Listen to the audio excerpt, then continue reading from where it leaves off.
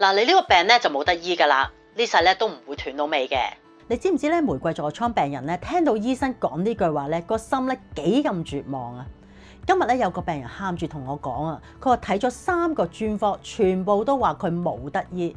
話多兩句，姑娘仲敷衍佢喎，係你放鬆啲啦，唔好成日照鏡啦。嗱，老實講啦，呢啲説話咧對呢啲患者嚟講咧，真係難聽過講粗口啊！結果佢唯有死死地氣咁食抗生素啊、胃藥啊，越食越辛苦咯。但係塊面咧完全冇好轉，每日起身咧好似抽盲盒，出唔到街，見唔到人，最差係咩啊？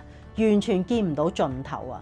今日咧，我用過往嘅臨床經驗，好肯定咁話俾大家知，玫瑰痤瘡絕對唔係絕症，係絕對有得斷尾。唔想再麻木食藥，想知道點樣由根源解決？留言我想知，我會帶你走出呢個絕望困局。